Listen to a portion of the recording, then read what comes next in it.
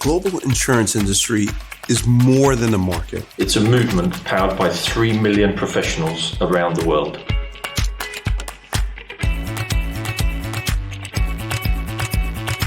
Together, we support communities as they rebuild after disaster. Help businesses through risk and uncertainty. Protect individuals as they plan for brighter futures. This impact isn't possible without people. That's why we attract, grow, and retain the very best talent. Because when every voice is heard, when every person feels they belong, we don't just build careers. We build a better tomorrow. Belonging builds tomorrow. Belonging builds tomorrow. Belonging builds tomorrow. Belonging builds tomorrow. Belonging builds tomorrow. Belonging builds tomorrow.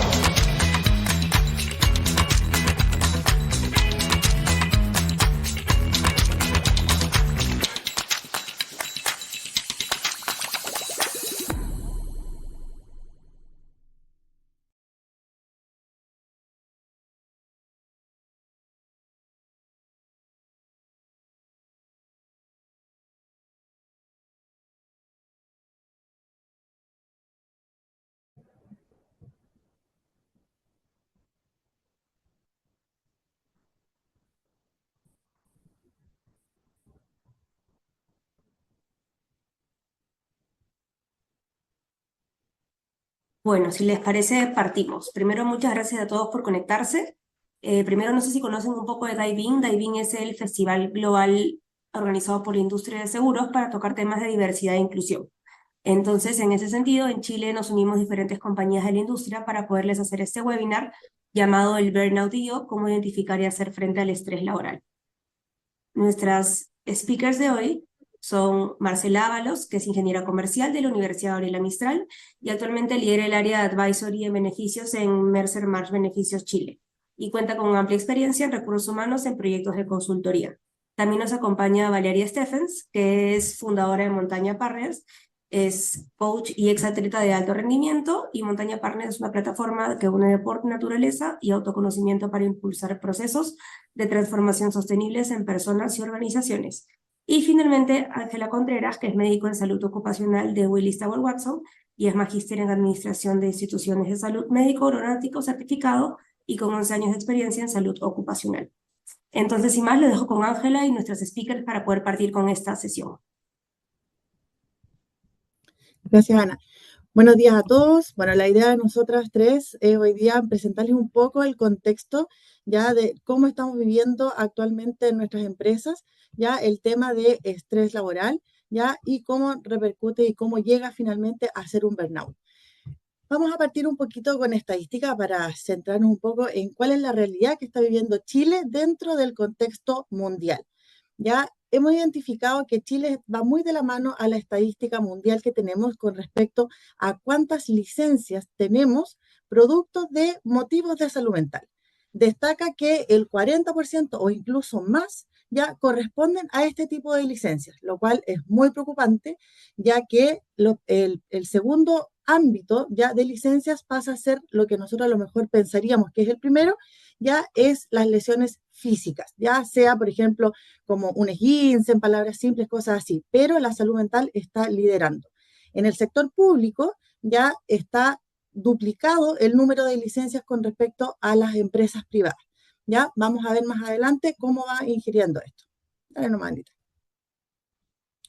Acá vemos, por ejemplo, si lo dividimos entre el grupo de hombres y mujeres, ya los porcentajes de ausencia son más o menos similares de ausentismo, ya, pero las causas que están gatillando este ausentismo en los hombres principalmente es estrés, autoexigencia, a diferencia de las mujeres, ya que están presentando muchos cuadros de ansiedad y de depresión.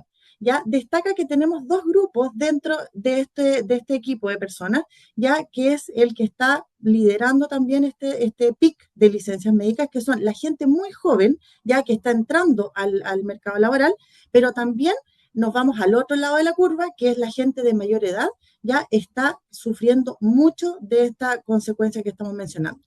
Ya ahora, con respecto a esto, como es un tópico tan relevante, ¿qué es lo que vemos? Que ahora, si lo vemos a la derecha en la parte celeste, ¿cierto? Vemos que para las empresas este tópico está siendo un tema muy relevante de abordar, ya que eso también Marcela nos va a ir complementando más adelante para ver cómo podemos mitigar, ayudar a las personas, ya, y mejorar estos números en nuestra empresa. Bueno. ¿Cómo repercute esto económicamente hablando? Ya, nosotros tenemos acá 2 puntos. Uno es, ok, ¿cuál es el ahorro que podemos generar si es que mitigamos esto? Pero por otro lado, ¿cuál es el gasto real que estamos teniendo en las empresas? Ya estamos gastando más allá de 300 millones de pesos de manera anual, ya en ausentismo propiamente tal, pero también no es menor pensar que cuando una persona no va a trabajar, la empresa tiene que ver cómo suplir ese cargo, sobre todo en licencias extensas. Por lo tanto, ese es un valor extra que tiene que considerar la empresa y por eso es la importancia de ver cómo vamos mitigando. ¿Cuáles son los efectos en la operación? Que tenemos sobrecarga de los equipos, ya que si tenemos una persona ausente, el resto del equipo tiene que suplir esa carga laboral. Ya hay menor disminución en la productividad debido a que los equipos se ven, no se sienten cómodos trabajando y a la vez, como mencionaba, tienen que suplir las falencias de sus compañeros. Y además los reemplazos no tienen la expertise necesaria, ya que son, por ejemplo, contratados a veces por 5 días o menos de un mes, ya, por lo cual no alcanzan a tener la capacitación necesaria para poder cumplir bien el rol y por ende los equipos igual van quedando un poco como desbalanceados en sus funciones. Bueno. Gracias, Ángela. Bueno, en esta lámina muestra los resultados de uno de nuestros últimos estudios que hacemos en Mercer a nivel regional, a nivel mundial, que se llama Health on Demand, que es un estudio que recopila las opiniones de más de 18.000 empleados en el mundo y que les preguntan en relación a sus prioridades y preocupaciones en relación a salud y bienestar. Entonces podemos ver en estos gráficos de que más del 40% de los colaboradores a los que se les hizo esta encuesta en Latinoamérica se sienten estresados en su vida diaria y también en el trabajo, que está totalmente relacionado con los números que dio Ángela en las láminas anteriores, donde la principal causa de ausencia es todas las licencias relacionadas al estrés. Entonces, con estos números es fundamental de que las empresas ya empiecen a tomar medidas proactivas para empezar a abordar el estrés y empezar a promover una vida emocional más saludable en los colaboradores. Y acá les vamos a hacer una pregunta. Ahí les va a aparecer, sí, les tiene que aparecer, no sé si eso, y ahí ya les tiene que haber aparecido estas preguntas, que por favor ahí les pedimos su ayuda para que contesten.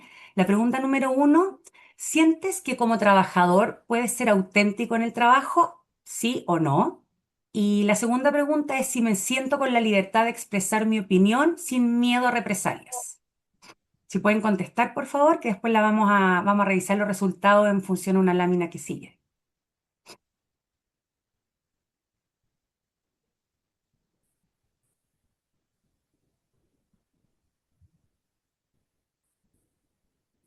Ahí tú nos dices, Ana, si es que ya han respondido. Y están los resultados. Ahí están los resultados. O sea, el 84% de las personas que están participando ahora sienten que como trabajador pueden ser auténticos en el trabajo, súper bien.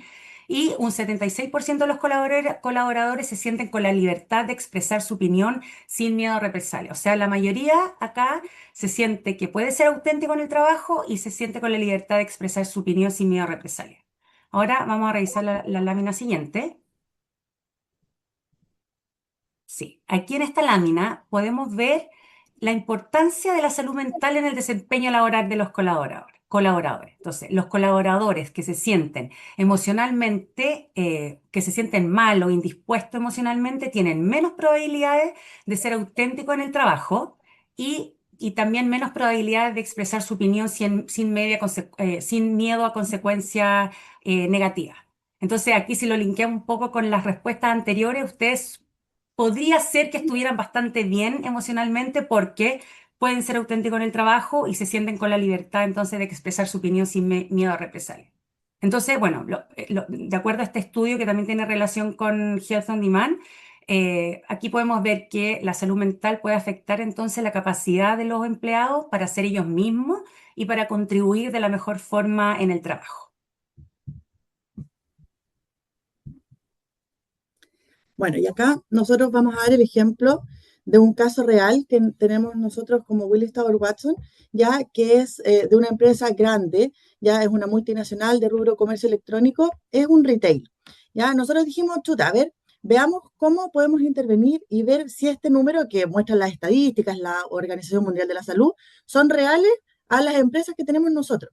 ¿Ya? ¿Y qué es lo que pasó? Vimos que esta empresa de 2.800 trabajadores más o menos actualmente, ya cuando nosotros empezamos con ellos hace más de un año atrás, tenían un 7% de ausentismo, lo cual era una pérdida mensual impresionante de dinero, que eran aprox 21 a 23 millones de pesos, ¿ya? Y eso era sin contar los reemplazos y todo que les mencioné en las láminas anteriores.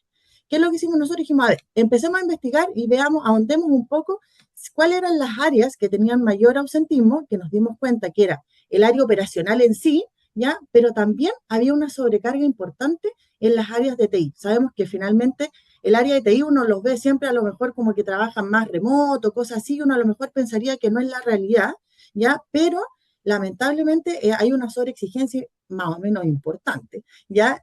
Porque está todo con mucha tecnología y hay mucha sobrecarga y hay mucho ausentismo por parte de este grupo de trabajadores. Entonces dijimos, a ver, ¿qué es lo que podemos hacer? Indaguemos un poco también en el motivo de esta licencia, si coincidía o no que era de salud mental. Empezamos a entrevistar a los trabajadores de forma voluntaria y efectivamente la mayoría coincidía y teníamos aproximadamente un 45% de las licencias que sí eran de salud mental, que sí se sentían sobrecargados, que sí decían no doy más.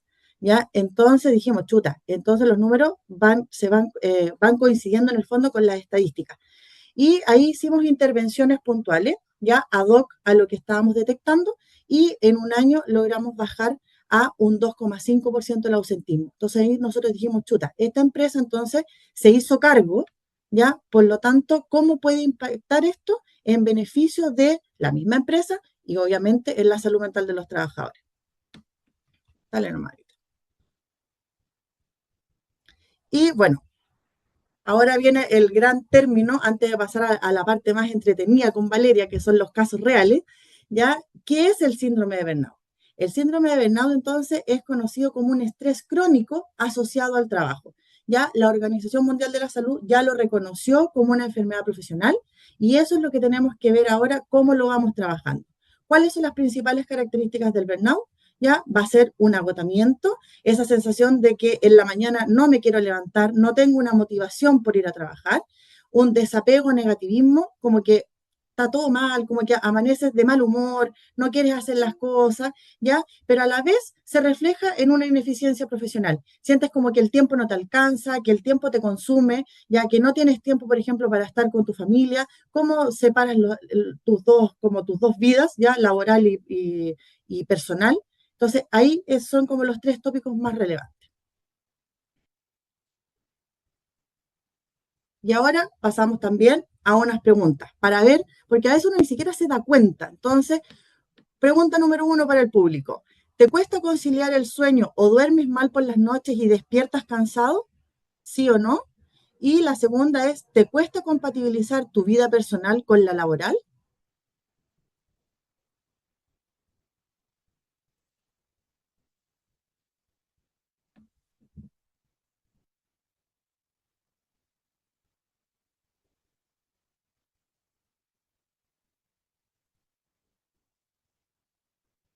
Ya.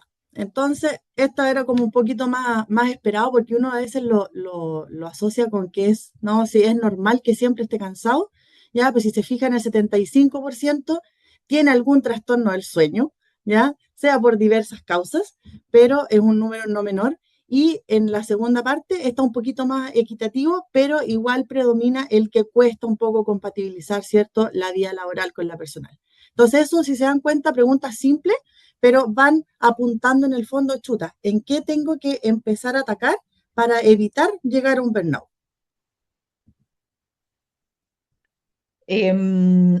Bueno, ahora, un poco previa a esta introducción que hizo Ángela y Marcela en relación como a los grandes números y cómo esto se ve reflejado en la realidad de las empresas. Y hoy día les voy a contar dos experiencias reales de burnout. ¿Con qué objetivo? El primero es para, en el fondo, ver, en la medida que voy relatando y les voy contando estas experiencias, si es que hay algunos indicadores, hay algún tipo de información que les haga de repente ruido y resuene con ustedes. Y la primera es bien cercana, porque la primera experiencia de burnout tiene que ver conmigo. Así que ahí, se las voy a contar. Ahí Ana cuando me presentó en su inicio, bueno, yo soy ingeniero comercial, pero antes de ser ingeniero comercial y estudiar, yo fui atleta de alto rendimiento. Y si bien en otra época y en otra etapa de la vida, ¿no? Eh, el deporte también tiene muchas cosas relacionadas con la vida laboral. A ver, así como modo de contexto. Yo a los 16 años gané muchos campeonatos. Tuve récord sudamericano, fui campeona sudamericana varias veces, incluso fui campeona panamericana en su minuto. Y lo que se veía generalmente afuera era de que era una persona exitosa en esa época, que no es lo mismo que pasa hoy día con las redes sociales, pero una persona que salía en los diarios, que ganaba logros, tenía medallas. em, y no solo eso, para ser tan chica incluso ganaba plata. Ah, lo que se veía afuera era generalmente como una persona que lo estaba haciendo súper bien, que lo pasaba bien, y que tenía cierto reconocimiento externo en relación a mi carrera deportiva. Lo que no se veía en ese entonces, en ese contexto, era que yo no lo estaba pasando muy bien. Desde que me sentía muy desconectada de mi proceso y que efectivamente lo que se veía afuera era muy distinto a lo que vivía adentro. ¿Qué otra cosa pasó en esta historia? Lo primero que cuando empecé a sentir que efectivamente no lo estaba pasando tan bien, porque en una primera instancia era algo entretenido, viajé mucho por distintos campeonatos, conocí distintas personas, eh, pero cuando realmente sentí que no lo estaba pasando tan bien fue cuando tuve la posibilidad de irme a estudiar afuera. Me gané una beca deportiva en Estados Unidos y en vez de ponerme contenta con eso, me puse triste. Y dije, bueno, a ver, ¿qué está pasando aquí? Hay algo que no resuena, ¿no? Es algo que quizás mucha gente le gustaría tener, le gustaría hacer, pero algo no me cuajaba dentro. ¿Y qué fue lo que me pasó? En esas primeras reacciones, eh, lo primero que hice y cuando empecé a sentir incómoda, dije, me voy a cambiar de entrenador. La verdad, no tiene que ver conmigo, esto tiene que ver con mi entrenador. Él no lo está haciendo bien, no me está sabiendo motivar. Eh, ¿Qué está pasando en el fondo? Lo segundo que decidí en ese minuto, hacer como una pausa, pero decir, me voy a ir, voy a cambiar un poco de este escenario en el que estoy y me voy a ir de intercambio. Era una etapa universitaria en ese entonces. Y lo tercero que me pasó después fue querer buscar más logros, cuando en el fondo dije ya, no sé bien lo que me pasa, pero quería volver a lo que había hecho siempre. Era seguir compitiendo, seguir eh, buscando lo que sabía hacer, ¿no? Y eso era competir, ganar medallas, mejorar las marcas, que pensaba que eso era lo que efectivamente iba a calmar esta sensación interna de descontento, ¿no? Pero ¿qué fue lo que pasó después? Me empecé a lesionar. ¿Ah? Tuve lesiones inexplicables, me dolía el cuerpo. Me acuerdo antes de ir a un iberoamericano, me lesioné así muy fortuitamente, 2 días antes de partir a ese campeonato, y empecé a dejar de mejorar mis marcas. Así como que tuvo una incidencia directa en los resultados. Mis mejores marcas las hice a los 17, 18 años, antes de entrar a la universidad, cuando esto era algo en donde yo disfrutaba y lo pasaba muy bien. Y después yo competí hasta los 23 años, después, bueno, de varias competencias y qué sé yo, y decidí hacer un quiebre y me fui a vivir a la Patagonia. Un poco de no saber cómo terminar con esta historia, eh, de que en el fondo estaba muy como asociada al logro y al reconocimiento. Ahí no sé si la Ángela y la Marcela me quieren preguntar algo, pero ese es como un caso de que aparentemente afuera todo estaba súper bien, pero internamente el cuerpo me pasó la cuenta, pasé con una frustración y una depre bien grande, eh, pero mis resultados como que avalaban, en cierta forma, esta manera de relacionarme con el deporte en esa instancia. ¿Vale? ¿Y cómo finalmente terminó esto? O sea, cuando te diste cuenta de lo que te estaba pasando, ¿cuál fue la decisión que tomaste como para poder como volver a ser la que eras antes? O sea, no sé, igual es una etapa distinta porque es una etapa, bueno, preadolescencia, adolescencia y juventud, competí hasta los 24 años, una etapa de formación potente, pero principalmente fue como poder decir, bueno, ¿qué me está pasando? ¿Por qué eso Cambiar. supone que yo lo debería estar pasando increíble, debería estar disfrutando de esto? Lo estoy pasando pésimo. Entonces fue un poco como reconectarme qué era lo que realmente me estaba haciendo mal, ¿no? Eh, y al final fue conectarme con otro tipo de cosas de que me provocaban satisfacción y no tanto con el logro, en cierta medida. Y ahí fue una etapa, ahí veo una pregunta que hace Eric. Dice, ¿qué Sí. aprendiste en esta etapa? Es algo de las conclusiones que voy a contar más adelante. Pero una de las cosas principales yo creo que tienen que ver con la relación con la exigencia, en cómo eh, aprender a vivir el proceso, ¿no? Y más que buscar un resultado en sí mismo, tiene que ver en cómo aprender del error y disfrutar como el camino que tiene que ver, que el resultado es una consecuencia de eso. Es un poco para marcar que el burnout o esta sensación de sentirse desgastado y estresado no necesariamente va a ocurrir en ambientes En el laborales, trabajo. en el trabajo. Si podemos ver la siguiente lámina, eh, un poco haciendo la analogía y la comparación. Este es un caso real de una persona con la que yo trabajé, a que le tengo mucho cariño, que era un hombre súper exitoso, sigue siendo exitoso desde el punto de vista como profesional. Él es el gerente de una corredora de bolsa.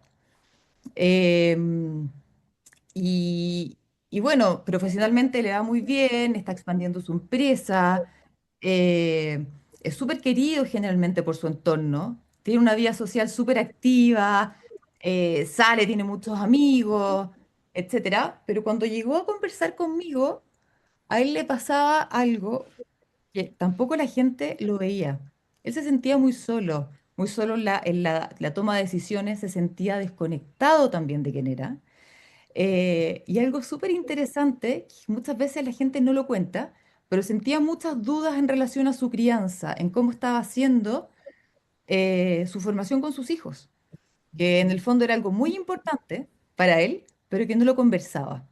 Y eso, pero por otra parte se veía este personaje que generalmente viajaba mucho, de que estaba en muchas reuniones, financieramente la estaba rompiendo, su empresa estaba creciendo, dedicaba gran parte de su tiempo al trabajo, pero internamente se sentía súper desconectado. No sabía bien por qué estaba haciendo lo que estaba haciendo, cuál era este fin. Y en momentos como de profundidad y de conversaciones más íntima, se sentía muy solo. Eh, y al final, haciendo un poco la analogía con lo anterior, ¿cuáles fueron sus primeras como reacciones ante cuando empezó a como a sentirse y a converger como en esta sensación un poco de caos, ¿no? Entre comillas, decir que se borraba los fines de semana. ¿En qué sentido?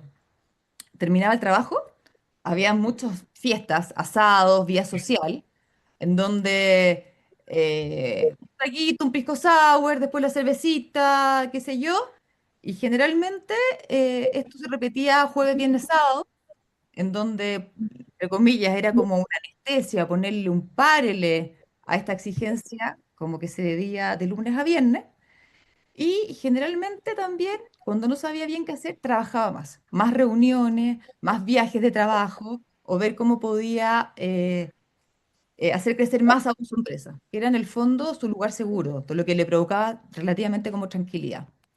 ¿Qué es lo que le pasó a esta persona? Le pasaron dos cosas interesantes. Lo primero, es que tenía una relación amorosa y se quebró esa relación amorosa. Y lo segundo que le pasó es que su cuerpo en algún minuto no dio más y tuvo una convulsión.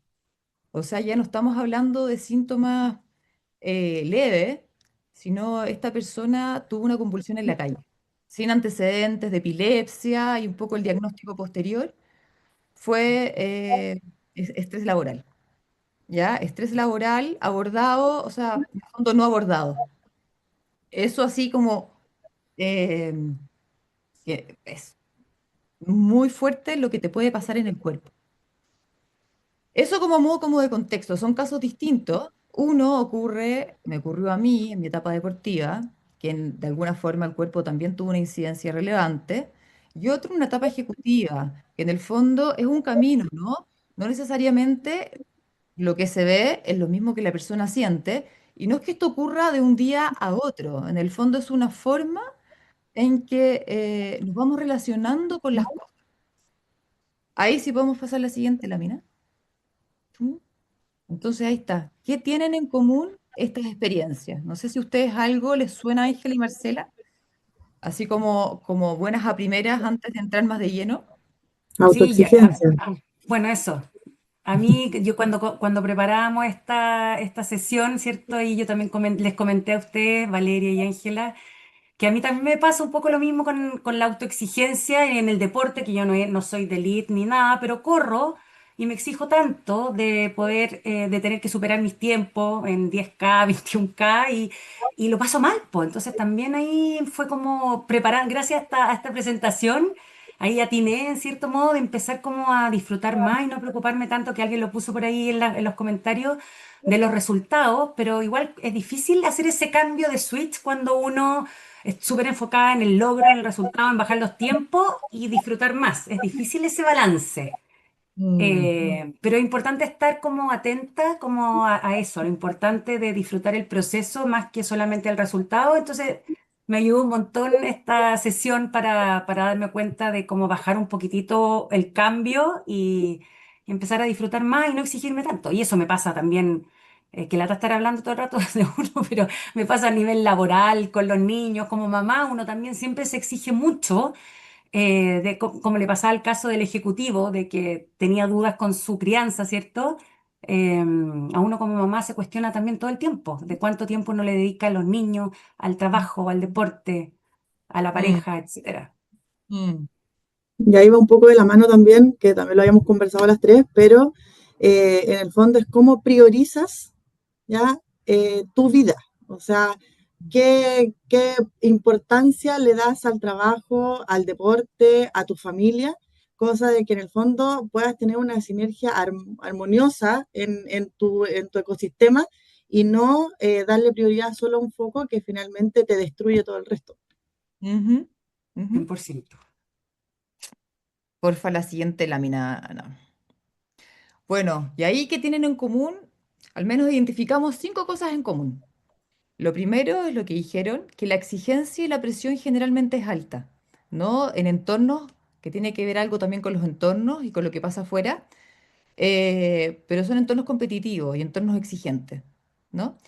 Lo segundo que tienen en común es que muchas veces lo que se ve afuera no tiene tanto que ver con lo que pasa adentro, ¿no? Entonces las proyecciones y lo que generalmente uno puede ver, y en el fondo en términos de personas quizás de recursos humanos que está viendo en esto, también es indagar un poquito más en efectivamente qué es lo que está pasando al interior de la vida de las personas, ¿no? Y que al final uno muestra un montón de cosas que quizás no son tan ciertas y que es porque, bueno, hay un montón de quizás explicaciones para eso, pero efectivamente hay que poner un ojo en ese punto. Lo tercero es que muchas veces antes de un gran quiebre, en este caso, por ejemplo, de una convulsión, o en mi caso, de una lesión, o de una mini depre, etcétera, hay muchas señales, ¿no? Que ocurren en el camino y que muchas veces nos hacemos los tontos, ¿no? Es como que estamos acostumbrados a funcionar y actuar de cierta forma, pero de repente el cuerpo, pum, nos manda señales y para que nos demos cuenta. Pero hay muchas señales para que nosotros podamos ver y no sernos los tontos, estos anestésicos. Por otra parte, otra cosa que tienen en común estos dos casos es que efectivamente no somos seres indivisibles. Y acá voy un poco a lo que decía la Marcela, lo que decía la Ángela. Es que en el fondo somos personas, somos trabajadores, somos padres, somos amigos, tenemos un montón de roles distintos en nuestra vida. Y que no necesariamente porque estemos bien en un espacio de nuestra vida, quiere decir que vamos a estar bien en el otro. Entonces también la pregunta es ver cómo compatibilizamos, ¿no? Em, Nuestros distintos roles, cómo nos integramos, al mismo tiempo de que nosotros, como seres humanos, somos más que mente, no somos solo pensamiento, no solo son nuestro trabajo, también somos cuerpo, ¿no? También somos emociones. Cuando estas tres áreas de nosotros caminan por caminos diferentes, también pasan estos quiebres.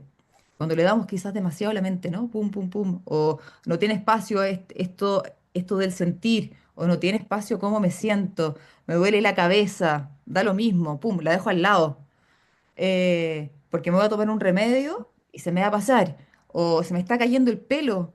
Pasa mucho, ¿no? Como en el estrés laboral en general, se me cae el pelo, se me quiebran las uñas, dejo de dormir como en algún minuto, que esas son estas señales que el cuerpo nos habla, ¿no es cierto? Que tarde o temprano, si no las escuchamos, pueden terminar en consecuencias mayores como el burnout, como este estrés laboral.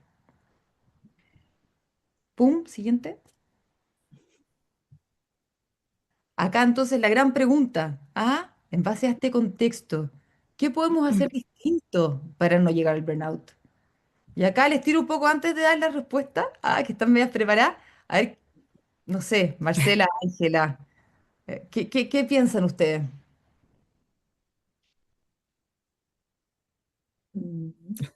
¿No? Avancemos y... ¿Sí? Avancemos. Avancemos. Bueno, acá hay al menos 5 herramientas prácticas, ¿no? Que podemos eventualmente hacer para no llegar al burnout. Lo primero que tiene que ver con ver mi relación y es una pregunta que hicieron antes, que hizo Eric, en el cuando digo, ¿qué aprendí de esta etapa? Y de mi experiencia y lo que yo he visto repetirse en mis sesiones con mis coachees, es cómo nos relacionamos con la exigencia versus la excelencia. ¿Ya? Y acá hay una distinción que es bien relevante, que a veces buenas a primeras aparece como relativamente obvia, ¿no? Pero la exigencia está súper enfocado como en el logro, en el resultado. Eso es algo bien común, ¿ya? En ver el error como un fracaso, a identificarse con nuestro, que soy lo que hago, ¿no? La excelencia está más enfocada en ver como este camino, ¿no? Este camino de aprendizaje, esto que tiene que ver más con el autocuidado, en ver que el resultado va a ser una consecuencia de un proceso, que no necesariamente me va a definir, ¿no? Eh, y es ver entonces yo preguntas que me haría acá. ¿Cómo me relaciono con- conmigo mismo, ¿no? En estos ámbitos. No sé, ahí si en el fondo me quieren complementar, Marce, Ángela. No, es un poco lo mismo que hablamos antes, o sea, el tema este de la exigencia y excelencia a mí me pega totalmente, en todo ámbito, o sea, a veces uno se presiona mucho, quiere ser muy perfecta en todo, y ese típico dicho que lo perfecto es enemigo de lo bueno, entonces uno trata de ser perfecto y entonces al tratar de ser tan perfecto en los distintos ámbitos, quizás hubiera sido mejor hacerlo bueno nomás, de una forma buena, bien, que tan perfecto. Entonces, ese dicho a mí me calza un montón y a veces trato de aplicarlo hoy en mi vida. Y aquí una pregunta que quizás nos podríamos hacer en relación a este mismo punto. ¿En qué medida me identifico con mis logros y con lo que hago? ¿Y qué tan importante es para mí la aprobación externa? Yo creo que en estos dos casos, ¿cachai? Que les contaba, era que en el fondo, y hablando desde mí, estaba muy identificada con cómo me veían, ¿no? En qué pensaban los demás de mí. Ah, entonces, bueno, revisar esa relación, hacerse esa pregunta, ¿no?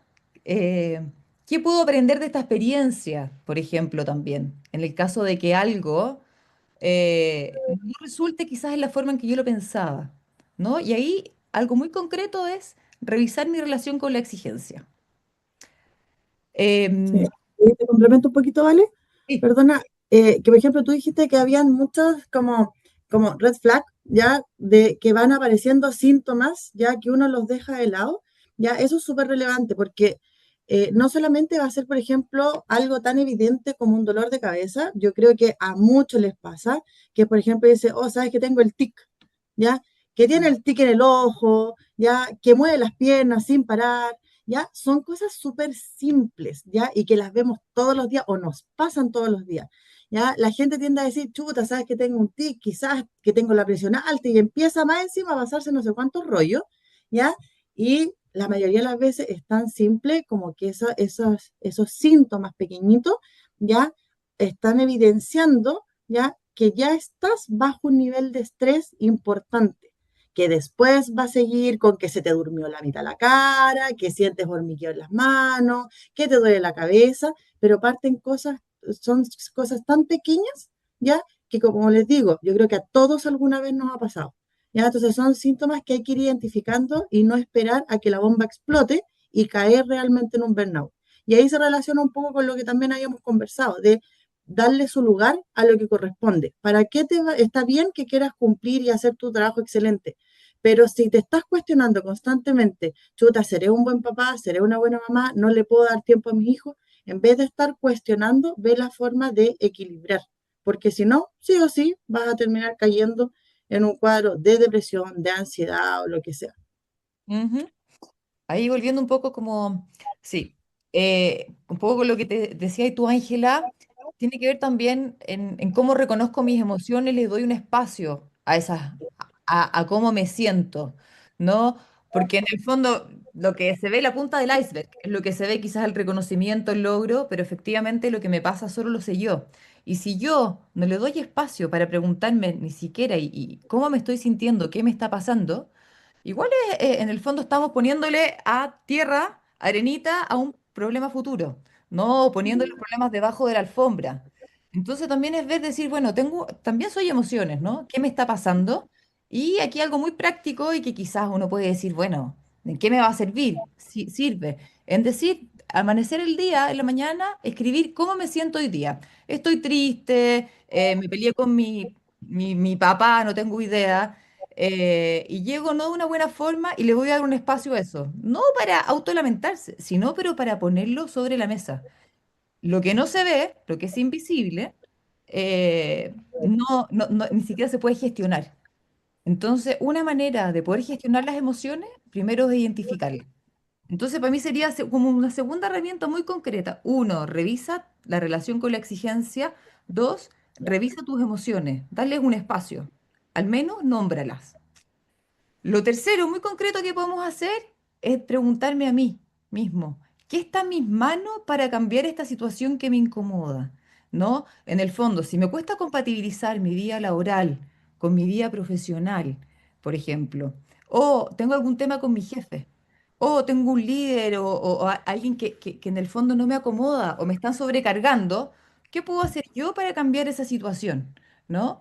Y ahí está este concepto de responsabilidad 100%, ¿no? Y ahí hay casos muy concretos, o sea, si tengo que gestionar y generar una conversación, en el fondo que me va a ayudar a sentirme mejor y a poder administrar mejor mi trabajo, bueno, la tengo, ¿no? Lo gestiono. No sé, acá hay varios ejemplos, no sé qué se les ocurre a ustedes, pero a ver, ¿qué tengo yo en mi poder para hacerme cargo de resolver también esta incomodidad? Puedo seguir. O sea, por ejemplo, cuando uno está muy abrumado con muchas cosas que te están pasando, es como eso, priorizar y ver qué es lo más urgente que hay que hacer y que pueden haber cosas también que quizás se pueden postergar en el tiempo, como para no estar tan abrumado en las cosas que uno piensa que las tiene que hacer al tiro, pero quizás cuando uno ya aterriza y lo escribe y lo baja, quizás hay cosas que quizás no son tan importantes ahora y se pueden dejar para después, por ejemplo. Ujú. Por ejemplo, eso tiene que ver con el punto siguiente, ¿no? Cuando hablábamos anteriormente de que no somos seres indivisibles. No puedo ser, hoy día me pongo el sombrero de mamá, ahora me voy a poner el sombrero de trabajador, somos la misma persona. que en el fondo siente y actúa relativamente similar, aunque sean los ambientes distintos. Entonces, acá hay algo súper concreto, saber que el día tiene 24 horas. Eso no lo podemos cambiar. Ah, no, todavía al menos. Y que al menos tenemos 8 horas en el trabajo. Nos quedan 16 horas disponibles. De esas 16 horas, cómo las voy a utilizar? Y eso tiene que ver con un razonamiento algo más mental, ¿no? ¿A qué le voy a dar prioridad? Pero para poder responder eso, tengo que saber qué es lo que realmente me importa. ¿Cuánto quiero dormir? ¿Cuánto quiero estar con mis hijos? ¿O cuánto me importa mi salud personal? Etcétera. Y esas son definiciones personales, que tienen que ver también con una conciencia mayor de decir, bueno, estas 16 horas las voy a usar de esta forma. Ahí no sé, Ángela, ¿tú querías contar algo que te haya pasado a ti? No, también, pero no sé, para no alargarnos tanto, pero ya estamos casi concluyendo en todo caso, que a mí me tocó elegir, ya que en el fondo fue un tema laboral antes de que naciera mi primer hijo, que tuve que, tenía una carrera como explosiva, como muy, muy importante, y nació mi hijo, tuvo un tema de alergia alimentaria, por lo tanto tuve que centrar mi foco en mi hijo al momento de tener que reintegrarme del postnatal. No era compatible mi nueva vida familiar con mi trabajo, por lo tanto decidí dar un paso al costado, ya, porque el rendimiento iba a bajar completamente. Entonces dije, ok, tengo que buscar algo, porque no quería salir, no quería dejar de trabajar, pero tenía que buscar algo que sí fuese compatible con mi nueva vida. Entonces, y ahí, por ejemplo, hice cambio de empresa, todo, que es en la que estoy actualmente, ya, precisamente por eso, porque me permite, hasta el día de hoy, compatibilizar muy bien tanto mi rol laboral, pero también mi rol de mamá, ya con estos imprevistos y todo que uno, bueno, no los puede manejar, pero sí te tienes que hacer cargo. Y eso me permitió en el fondo, me costó soltarlo, ya soltar esa autoexigencia inicial, prehijo, ya me costó como 6 meses más o menos, ya, pero después como que lo entendí, ya fue como un autoanálisis, todo, lo entendí, lo internalicé y después pude seguir como súper bien y súper compatible. Así que por eso, o sea, pasa por cosas de exigencia del trabajo, pero también son cosas de repente fuertes que te pasan en tu vida, que te hacen un quiebre, te hacen un antes, un después y decidir. Y ahí tú tienes que decir, chuta, ¿qué es más importante? O sea, seguirme autoexigiendo, brillar y todo, o ver cómo hago, porque obviamente tienes que hacerte cargo de tu familia. Entonces ahí es donde te toca tener esas elecciones difíciles de repente en la vida.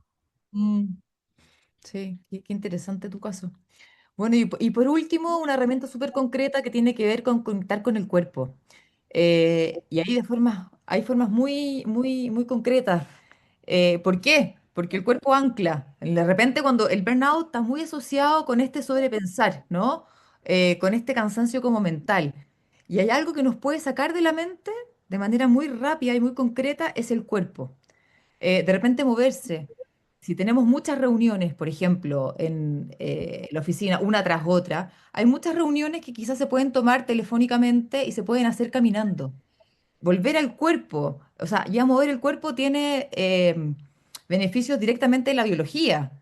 Baja el nivel de cortisol, hay un tema hormonal que ocurre que hace de que uno se sienta más en calma y que disminuya el nivel de estrés. Entonces, al conectar con el cuerpo, tenemos un ancla directa, o sea, acordarse que lo tenemos, ¿ah? Que no de repente estamos solamente aquí en la cabeza, que tenemos una herramienta preciosa y perfecta que está disponible para llevarnos a otros planos. Y ahí, por ejemplo, me gusta dar este ejemplo que tiene que ver con el reírse. Está comprobado ya que en el fondo el cuerpo le manda señales al cerebro independiente de que nosotros no estemos diciendo que estamos mal. Yo al reírme, el hecho de abrir mi boca y de cambiar la gesticulación de mi cara, le llegan señales al cuerpo de bienestar, de que me voy a sentir mejor. Entonces también la postura corporal, cómo camino, cómo me paro, ayuda directamente em, a que nos vayamos sintiendo mejor. Eso. la siguiente. Y un poco va a ir cerrando aquí, ¿cuál es la consecuencia del burnout? Si es por el trabajo o por las personas. En el fondo aquí, después de varias conversaciones que tuvimos, concluimos algo que es bien relevante. En el fondo vimos que ahí hay un componente mixto, ¿no? Que tiene que ver con qué responsabilidad tienen las personas y cómo nos relacionamos con el trabajo y también cómo el clima y cómo la sobrecarga laboral también puede tener cierta incidencia. Acá, no sé si Ángela quieres complementarme. No, es como más de lo mismo. Si en el fondo es hacerse cargo, como dices tú, autoanalizarse, ya ponerle los frenos que se requieren. Y por otra parte, que ahí Marce nos va a entregar como algunas herramientas también para las empresas, pero es también cómo las empresas tienen la injerencia en el fondo, tanto para aumentar la posibilidad de burnout o también para hacerse responsable y apoyar en mitigar la aparición del burnout. Dale, no, Anita. Súper, ahí Ana, te voy a pedir como está con la animación, que me vayas ayudando ahí con el avance de los puntos. Entonces ya vimos que el burnout tiene mucha consecuencia de cada persona y la empresa también puede influir a disminuir este burnout. Entonces, ¿qué pueden hacer las empresas? En primer lugar, ahí, Anita, en primer lugar, las empresas tienen que reconocer la importancia de la salud mental de los colaboradores para cumplir con los objetivos organizacionales. O sea, si el tema de la salud mental no está puesta en la mesa de liderazgo, o los temas relacionados a bienestar integral, va a ser muy difícil de que ahí baje y poder tener un ambiente laboral saludable. En segundo lugar, es fundamental también que las empresas empiecen, una vez que ya se reconoció la importancia de la salud mental, ahora que las empresas empiecen a incorporar la salud mental dentro de la planificación estratégica de todos los temas relacionados a salud, bienestar, beneficios, para que les ayude a abordar de una manera integral el bienestar de los colaboradores. Entonces, una vez que ya se incluye la salud mental dentro de la planificación estratégica, es mucho más fácil poder diseñar programas, políticas efectivas que puedan prevenir prevenir todos los temas de salud emocional, reducir el estrés y claramente también reducir ahí el burnout de los colaboradores. En tercer lugar, otra forma que pueden ayudar, que pueden hacer las empresas es capacitar a los líderes a reconocer los signos de estrés y burnout. O sea, si es que el jefe no se da cuenta de que su equipo de trabajo está pasando por temas de burnout o de estrés, ahí también es muy difícil de poder ahí ir disminuyendo el riesgo de problemas de salud emocional. Entonces, capacitar a los líderes como tercer punto. Como cuarto punto, es ofrecer programas de bienestar y salud, como por ejemplo talleres, charlas, recursos sobre el manejo del estrés, temas de mindfulness, etc. Como un quinto lugar, como quinto punto de estrategia que pueden hacer las empresas es crear un ambiente donde los colaboradores se sientan cómodos compartiendo libremente sus preocupaciones y para buscar ayuda sin temor a represalia. O sea, si está la puerta cerrada y no hay opción de poder llegar al jefe para poder contarle los problemas quizá o preocupaciones que puedan tener, es bien difícil también ahí disminuir el riesgo de estrés o burnout.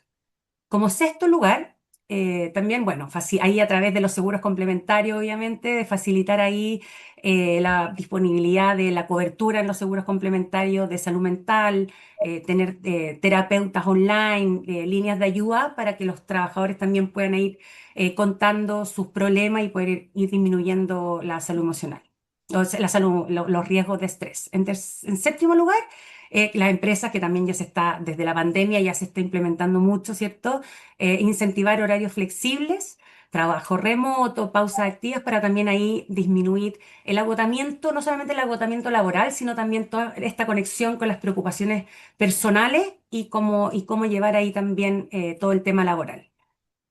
Como octavo punto, es revisar y ajustar las cargas laborales, que lo vimos en la lámina anterior, que también es una de las estrategias que pueden hacer las empresas para poder disminuir el burnout. Entonces, ajustar la carga laboral para disminuir el estrés y el agotamiento. Y como último punto hay que medir. O sea, una vez que se realizan las distintas acciones, fundamental medir, realizar encuestas y evaluaciones para poder identificar cómo me fue en las distintas estrategias que implementó la empresa para poder ir ajustando de acuerdo a las distintas acciones que se hayan tomado. Eso sería. Muchas gracias. No sé si tienen alguna pregunta.